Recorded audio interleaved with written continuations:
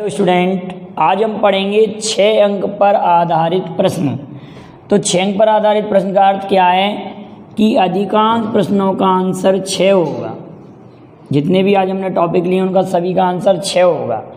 जैसे मैंने कहा कि यूएनओ के अंग कितने होते हैं, तो यूएनओ के अंग 6 होते हैं। यूएनओ की मान्यता प्राप्त भाषाएं कितनी हैं, तो 6 भाषाएं। शास्त्रीय भाषाएं कितनी है वर्तमान में, तो 6 भाषाएं। वेदांगों की संख्या कितनी है, तो 6। इन सभी के आंसर 6 हैं। विधान परिषद वाले राज्य वर्तमान में कितने हैं, 6। पहले 7 थे, अब 6 रह गए। नोबेल पुरस्कार कितने क्षेत्रों में दिया जाता है, तो आप कहेंगे 6। प्रारंभ हुआ था 5 क्षेत्रों में, लेकिन वर्तमान में दिया जाता है 6 क्षेत्रों में। बाद में एक क्षेत्र और जुड़ गया है। क्लियर। मौलिक अधिकारों की संख्या कितनी है, तो 6। प्रारंभ में कितने मौलिक अधिकार थे, तो 7। पहले 7 मौलिक अधिकार थे, लेकिन संपत्ति के अधिकार को समाप्त कर दिया गया, तो 6 मौलिक अधिकार रह गए हैं। तो सभी का अब हम डिटेल में अध्ययन करते हैं, देखते हैं जरा। यूएनओ के अंग, तो आप नोट करते चलिए यूएनओ के अंग। यूएनओ के अंग कौन कौन से हैं यूएनओ अंग, तो महासभा, सुरक्षा परिषद, महासभा, सुरक्षा परिषद, आर्थिक एवं सामाजिक परिषद, आर्थिक एवं सामाजिक परिषद, सामाजिक परिषद, महासभा, सुरक्षा परिषद, आर्थिक एवं सामाजिक परिषद, प्रन्यास परिषद, प्रन्यास परिषद।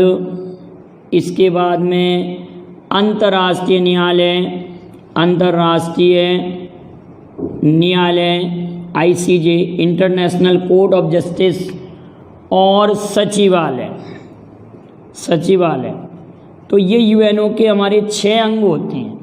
यूएनओ कितने अंग, 1 2 3 4 5 6, जिसमें यूएनओ के अंग को दुनिया की महासभा को क्या कहते हैं, सुरक्षा परिषद को दुनिया का पुलिसमैन, और महासभा को लघु संसद कहते हैं। यूएनओ के इन 6 अंगों में से 5 अंगों के अंतर्राष्ट्रीय न्यायालय को छोड़कर, अंतर्राष्ट्रीय न्यायालय को छोड़कर इन 5 अंगों का हेडक्वार्टर न्यूयॉर्क में। इन 5 अंगों का हेडक्वार्टर कहाँ पर है, न्यूयॉर्क में। अंतर्राष्ट्रीय न्यायालय का हेडक्वार्टर हेग में है, नीदरलैंड के हेग शहर में। क्लियर। नीदरलैंड के हेग शहर में। तो हमने ये टॉपिक ये कंप्लीट कर लिया, यूएनओ के अंग आप लोगों को याद हो गए होंगे। अब आते हैं हम यूएनओ में मान्यता प्राप्त भाषाएं। यूएनओ में मान्यता प्राप्त भाषाएं, तो यूएनओ में मान्यता प्राप्त भी 6 भाषाएं, चीनी, रूसी, अरबी। कौन कौन सी यूएनओ की भाषाएं, आप नोट करते चलिए बेटा, साथ साथ यूएनओ की भाषाएं। और ऐसे ही आपको याद होना चाहिए एक एक शब्द। यूएनओ की भाषाएं चीनी, रूसी, अरबी, स्पेनी, चीनी, रूसी, अंग्रेजी और फ्रेंच।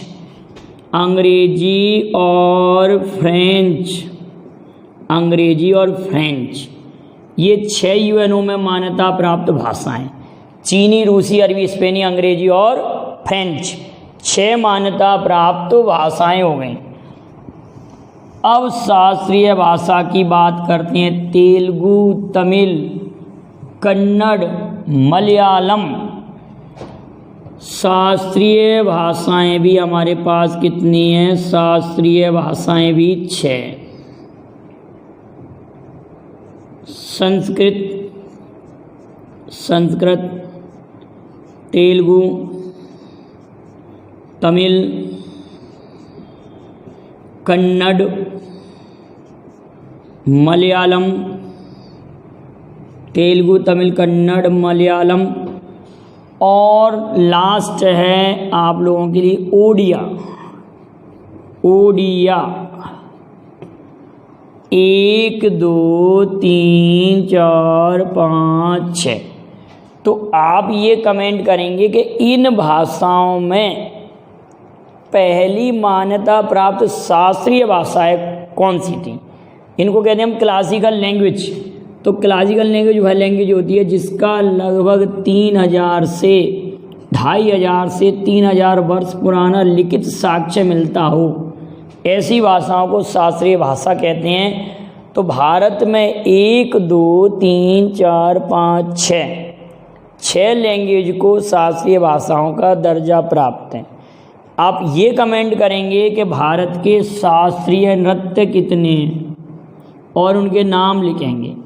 शास्त्रीय नृत्य कितने हैं, क्लासिकल डांस कितने हैं, आप उनके नाम लिखकर कमेंट करेंगे। क्लियर है। अब बात करते हैं हम वेदांग। तो वेदों के जो अंग हैं, वेदों के अध्ययन के लिए जो हमने अंग बनाए हैं, उनकी संख्या कितनी है? 6। मानव को माने वेद को एक मानव के रूप में माना गया है और उसके अंग बनाए गए हैं कितने? 6। तो वेदांग की संख्या 6 और वेदांत की संख्या 108 होती है। तो वेदांत तो उपनिषदों को कहते हैं, लेकिन वेदांग कितने हमारे पास? 6। शिक्षा, छंद, व्याकरण, कल्प, ज्योतिष और निरुक्त। शिक्षा, छंद, व्याकरण, कल्प, ज्योतिष, निरुक्त। शिक्षा, छंद, व्याकरण, कल्प, ज्योतिष, निरुक्त। क्लियर है। और आप लोगों ने पढ़ा होगा षड दर्शन। दर्शन भी 6 होते हैं, मैंने यहाँ पे इंक्लूड नहीं किया। षड दर्शन, दर्शनों की संख्या भी मुख्य रूप से 6 होती है। तो आप षड दर्शन के नाम भी लिख देंगे, कौन कौन से हैं, कौन कौन से षड दर्शन में कौन कौन से दर्शन आते हैं। षड मतलब 6। तो एक पॉइंट और मिल गया हम लोगों के लिए। और जो भी आपको अगर और भी मालूम हो कि 6 अंक पर आधारित कौन कौन से प्रश्न हैं, उनको भी आप कमेंट कर सकते हैं। तो वेदांग भी कितने होते हैं? 6। तो आप इस प्रकार से पढ़िए कि आपको ऐसे तैयारी बनी रहे कि आप एक साथ याद कर सकें, अलग अलग याद ना करना पड़े। तो आपके ये वेदांगों की संख्या भी 6 हो गई, दर्शनों की संख्या भी कितनी हो गई? षड दर्शन होते हैं। अब आता है विधान परिषद वाले राज्य। मैंने याद भी करा है एक छोटे से वीडियो के माध्यम से आप लोगों को। ऐसे बताया था जाते अंधे बीमा कराने यूपी। तो इसमें जे हटा दो, जम्मू कश्मीर से समाप्त हो गया। तेलंगाना, आंध्र प्रदेश, बिहार, महाराष्ट्र, कर्नाटक, उत्तर प्रदेश। तेलंगाना, आंध्र प्रदेश, बिहार, महाराष्ट्र, कर्नाटक, उत्तर प्रदेश। तेलंगाना, आंध्र प्रदेश, बिहार, महाराष्ट्र, कर्नाटक, उत्तर प्रदेश। इन 6 राज्यों में विधान परिषद है, जिसको विधान मंडल का उच्च सदन कहते हैं।